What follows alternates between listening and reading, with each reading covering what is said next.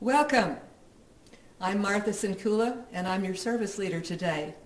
I welcome you to the Umpqua Unitarian Universalist congregation. And at this time, in these challenging times, we really need each other, and it's really important to stay connected to our church family. Missing our time together and wishing you all to stay safe in hopes that we can gather again soon. Our speaker today is Michael Wheeler. He is our Director of Music here at UUC, and he has also been an assistant professor of music at the college, and he has been an accomplished musician, thinker. He shares his vast knowledge of music, history, and philosophy in his frequent thought-provoking sermons. Our chalice lighting words this morning are by Selena Fox, with love for mothers and for mothers. We kindle this flame with love for mothers and for mothers, past, present, and future. We kindle this flame in celebration of community and its generations. We kindle this flame with respect and support for the greater circle of life of which we are all a part.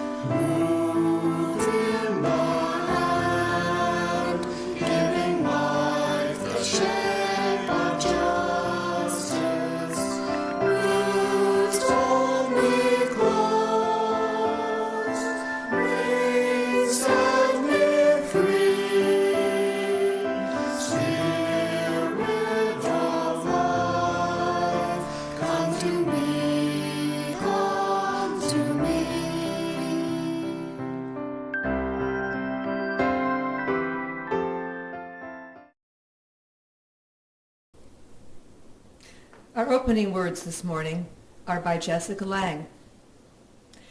The natural state of motherhood is unselfishness. When you become a mother, you are no longer the center of your own universe.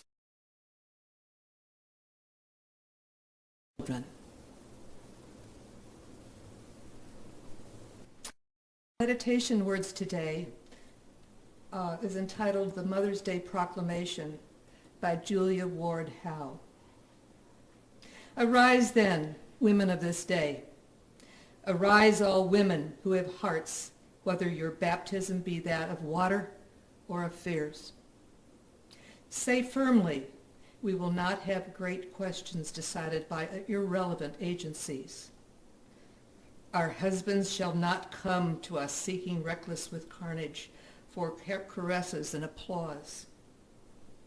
Our sons shall not be taken from us to unlearn all that we have been able to reach them of charity, mercy, and patience. We women of one country will be too tender of those of another country to allow our sons to be trained to injure theirs. From the bosom of the devastated earth, a voice goes up with our own, and it says, disarm, disarm. The sword of murder is not the balance of justice. Blood does not wipe our dishonor, nor violence indicate possession. As men have forsaken the plow and the anvil for the summons of war, let women now leave all that they may be left of home for a great and earnest day of council. Let them meet first as women to bewail and commemorate the dead. Let them solemnly take counsel with each other as the means whereby the great human family can live in peace. and each bearing, after her own time, the sacred impress not of Caesar, but of God. Julia Ward Howe.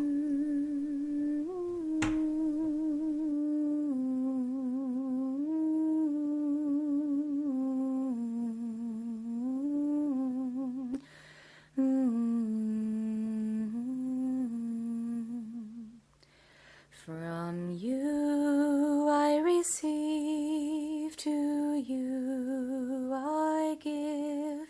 Together we share, and by this we live. From you I receive, to you I give. Together we share, and by this we live.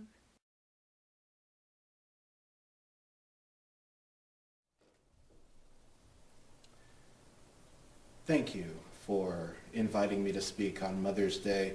It's become something of a tradition that there's a few times a year I am allowed to address this congregation, and I'm fortunate in that the last year and this year I've been able to talk about Mother's Day.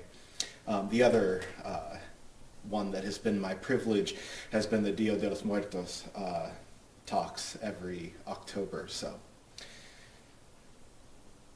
primarily, more than anything today is a day of celebration. It's a celebration of motherhood and a celebration of femininity and a celebration of women without which we would not have lives, but even to go further, our lives would be substantially less complete. I wanted to share a little bit of my journey, especially when it comes to my relationship with my mother. Strenuous at times, but always important to me. But also my journey as a man coming to the views that I have regarding society, and especially the role of family in society, and then especially the roles of mothers in family. So when I was growing up, one of my first loves was a young woman. I was a freshman in high school. Her name was Adrian, and Adrian was a Mormon, and so I went to church with her more than a few times, like spineless men everywhere. If there was a girl that you liked and she had an interest and invited you along, whether you cared to go or not, you went. But I grew to really enjoy my time in the LDS church, not just for meeting new people and making new friends, but also for new perspectives. But at this point in my life, I regarded myself as fairly liberal and fairly progressive. Not as liberal and progressive as I would end up later, but that's another story. I attended a young women's meeting, which was an induction for new young women into the church, kind of a pre-baptismal event that was hosted by the young women's group within the LDS church and the leader of that group. And the leader got up to talk to the mothers, and she said, you know, when you sent me your daughters to start this journey into the young women's induction, a lot of the times when I ask them, well, what do you want to be when you grow up? They'll tell me, I want to be a lawyer or a scientist or any number of exciting occupations that she talked about. And she said, and that would be great, except you could be a mom and you could live forever. Because of course, in the LDS faith, the Mormon faith, your goodness, your adherence to the faith has everything to do with your role in family, and especially bringing new individuals into the realm of the physical and into the church especially.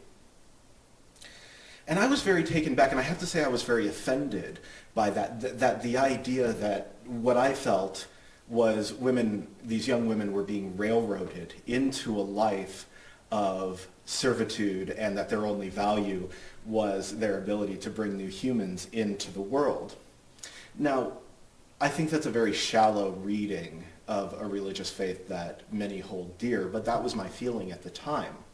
When I got into college, I, of course, was taking gender studies and women's studies, a lot of things that fall under the sociological umbrella. And I had a wonderful instructor who taught us about the quest for androgyny, and that our goal in modern society, that if traditionally feminine and traditionally masculine behaviors were indeed social constructs, which is what she believed, that we could select the best traits of those two things and then become better people because of it. And I have to say I appreciated her quite a lot. She said that rather than use traditionally feminine, traditionally masculine definitions, that we should use expressive for the feminine, right? Meaning, more in touch with emotions, and instrumental to mean what we would usually think of as masculine. That by freeing these definitions from the associated gender, we would be more able to acquire the better parts of these qualities. And so, for instance, if you were purely instrumental or purely masculine, it would be very easy to think of you as cold and calculating. Whereas if you were emotional, then it would be very easy to think of you as wishy-washy and indecisive. And so what we want to do is come to a happy medium. So that's some of my background, the opposing forces that eventually merge into how I view gender roles and sex roles in society today. And I think there's a number of things. One is the almost mystical quality that motherhood takes on in those stories. And it's not surprising. I can't imagine there would be anything more life-changing than having the responsibility of another human being completely dependent on you. But of all of the stories on this website, most of them deal with children at their youngest point. And this is something that we have noticed, at least those of us who have been around parents and people raising children quite a lot, is that mothers tend to be most important in the earliest phase of life, and then fathers become increasingly more important as the child grows older. So there's an old adage that says, women raise children and men raise adults. Now, of course, again, that's overly simplistic to be sure, but it is interesting to me that most of the time, in my own anecdotal experience, when you're talking to mothers about the fondest memories of their children, they're primarily talking about their children before the age of 6 often, and often even before the age of 4. So consider how the preciousness of the tiny baby with the mother's instinctive protection, instinctive nurturing quality, versus the relationship between mother and child when that child is grown. For a drastic example, we could look at the Spartan mothers, or was it the Greek? No, it was the Spartan mothers who told their sons, "Come back bearing your shield or on it." That, in contrast to the poem that Martha recited so beautifully, that in history, when the time has called for it, women were completely happy. I don't know if happy is the right word, but they saw the necessity in sending their young sons into war for the preservation of their culture and their society. I can only think of my own mother and our relationship. And I think that if you were to ask her, she would have this overblown romantic sense that I'm in some ways a carbon copy of my father. But the truth is I got a lot from my mother, and the biggest thing that I got from her was the ability to hold a conversation. I can think back as far as I can in my life and remember long conversations with my mother, sometimes going late into the night or early morning. And how she passed on a sense of nurturing in me.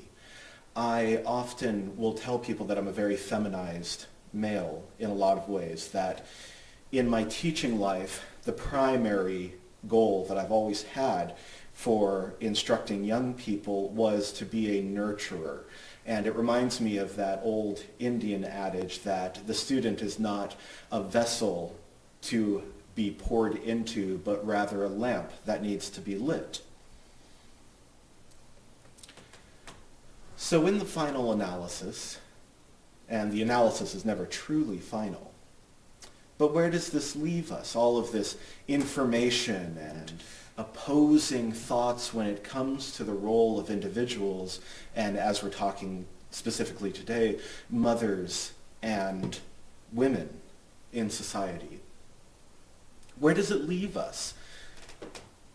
Well, it turns out that because we belong to a religion that values the individual, that classical liberalism in its most explicit form is a philosophy centered on the individual and the individual's choice. That both of the LDS Young Women's Group and my very intelligent college professor tend to be right. It is the individual who chooses to be a mother. It is the individual who chooses to raise children. It is perhaps the father and the mother, or the father and the father, or the mother and the mother, that can then select those more expressive or instrumental qualities when it comes to the raising of their children, and how valuable that choice is, and how with growing information, the more we learn about culture, the more we learn about society, that our toolbox expands, and that motherhood and the raising of children and the new families that are now accepted in our culture have that ability to be stable and to be loving and to be contributing to the world at large, I think is a beautiful thing. And as I've said many times before, I believe that Unitarian Universalism is in a unique position to make these more possible, to make the option more possible of all people contributing to our culture. Thank you very much. Happy Mother's Day. Our closing words this morning are by Charles Stanley. Motherhood is a great honor and privilege, yet it is also synonymous with servanthood. Every day, women are called upon to selflessly meet the needs of their families.